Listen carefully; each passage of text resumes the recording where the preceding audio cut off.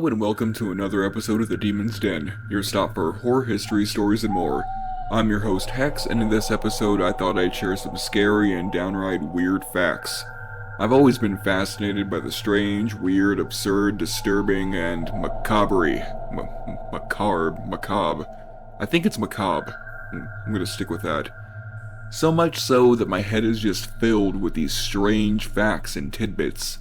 Like, did you know dogs love squeaky toys so much because the squeak reminds them of a dying animal? Or that heartbreak can actually kill you? So, strap in and grab your barf bags, because we are exploring just a fraction of this horrifying and downright disturbing world. So let's start off just across the pond in jolly old England. During a time in 18th century England, there was a thing called ornamental hermits. They were individuals hired by wealthy landowners to live in solitude on their estates as a form of landscape ornamentation. This eccentric practice emerged as a part of the broader movement of creating picturesque gardens and landscapes during the Georgian era. The role of an ornamental hermit was to enhance the aesthetic appeal of the estate by embodying the image of a wise and contemplative recluse. These hermits were typically employed to live in specially constructed hermitages or grottos located within the estate grounds, often secluded in a remote and natural setting. The hermits themselves were carefully chosen based on certain criteria. They were expected to have a weathered and unkempt appearance. They were supposed to dress in ragged clothes or monk-like robes, and long hair and an untrimmed beard were also supposed to be common features. The idea was to present an image of someone detached from society, living in isolation, and immersed in philosophical thoughts and meditation. So this job was more than just getting paid to chill in a rich dude's garden. The hermits had certain responsibilities and tasks to fulfill within their role. They were expected to maintain their hermitage and the surrounding area, ensuring it looked appropriately rustic and overgrown. They would cultivate an air of mystery and engage in limited interactions with visitors who came to admire the estate's grounds. While the primary purpose of these ornamental hermits was to serve as a decorative element, they also played a performative role. Visitors of the estate would often seek out the hermit, hoping for a glimpse of their wisdom or seeking advice. These hermits would engage in philosophical conversations, providing a sense of depth and authenticity to the estate's landscape. The popularity of ornamental hermits declined by the end of the 18th century, partly due to changing aesthetic tastes and the rise of the Romantic movement. The idea of hiring someone to portray solitude and contemplation became seen as artificial and contrived. Still seems like something that someone would have though, and I gotta be honest, I'd apply for that job in a heartbeat. Adjusted to inflation, these hermits made on average $125,000 a year. I'm sure you've heard of dangerous summer activities like playing with fireworks. Every single firework is dangerous as hell. Even sparklers are dangerous. Those things get anywhere from 1800 to 3000 degrees, which is hot enough to melt through your skin like a hot knife through butter. Smoke bombs have smoke that comes out so hot, the temp is hot enough to burn wood. Those shells that shoot up in the sky like pretty grenades, those things can actually kill you. Oh, and M80s, the original finger blasters, yeah, that's no urban legend. The M80 firecracker holds enough explosive powder to cause serious damage to your hand to the point of full-on amputation. The only other thing that kids played with besides explosives back in the day was water guns. And back in the day, these blasters were on another level. Like, for example, this big bastard right here, the CPS 2000 Super Soaker. Released by the company Laramie in the 1990s, it was known for its powerful water stream and high-pressure capabilities. It is highly popular among water gun enthusiasts, and is often considered one of, if not the most powerful model available at the time. The CPS stood for Constant Pressure System. The CPS technology used in the Super Soaker allowed for a continuous stream of water without the need for pumping. So this thing was like a portable fire hose. This beast of a blaster was so powerful that it left people who came in contact with the powerful stream with bruising, a stinging sensation on the skin, blurred and prolonged visual impairment when blasted in the face, and there was even an urban legend that was circling around at the time that production was stopped. The story went that some kids were playing in the park on the 4th of July with these super soakers.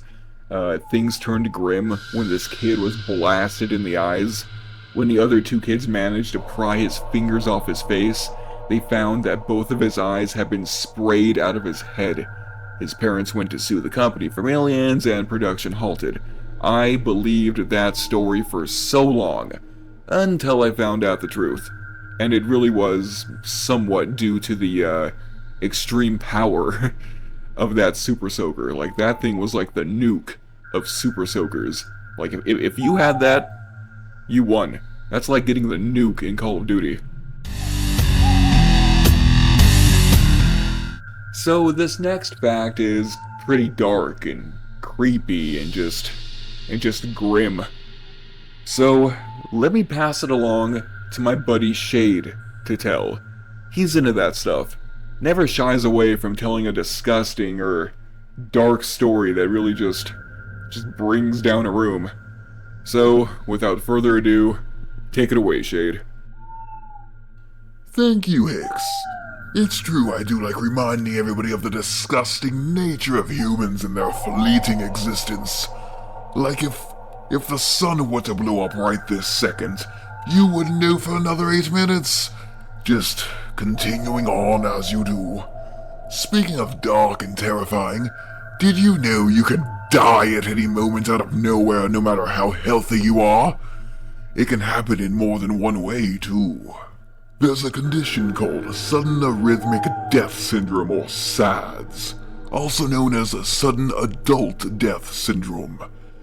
It is a term used to describe the cases of sudden unexpected death in individuals who appear to be otherwise healthy. It typically occurs in young adults, usually between the ages of 20 and 45, and often strikes without any warning signs or symptoms. The syndrome is characterized by a sudden loss of heart function, leading to lethal arrhythmia, or an abnormal heart rhythm, and subsequent cardiac arrest. There's a similar condition called Sudden Infant Death Syndrome, or SIDS. This refers to the sudden and unexplained death of an apparently healthy infant, typically during sleep. The exact cause of SIDS is not well understood, and, well, I have to admit, it's rather tragic. You know what else is tragic? How much most people think about the end rather than new beginnings. I know some people are always so scared of the end of the world. It seems like fear has dwindled since 2012. But there is an actual date for the eventual evaporation of this planet, as well as all life on it. Its history erased from this universe, making everything you've done meaningless. That is the date when this Earth sun begins to die. Our sun isn't big enough to go on into a full-on supernova, but when it dies, it will turn into a red giant before becoming a white dwarf star. When it becomes a red giant, it will get so massive that it will envelop 3 planets closest to it, those being Mercury, Venus, and Earth. Fortunately for you, though, this will happen in billions of years, so you don't have to worry about that. Just worry about all the ways you can pass the time while you stumble your way through your existence.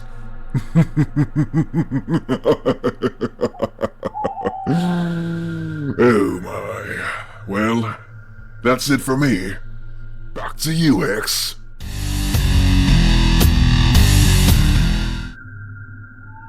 Jesus. Thank you, Shade. My God. Okay, well, moving on. So, the human body is pretty gross. Every day we do things we don't actually realize, like swallowing almost 2 cups of mucus every day on average, or sweating enough sweat in your bed per year to fill up your car twice. Oh, you also produce about 8 cups of saliva per day. Our skin is also like a biological miracle in a way. For example, a dude's foreskin can be stretched so thin and long that it can be the size of a basketball court. But here's something that might mess you up a bit. Now, the human body is made up of around 100 trillion cells.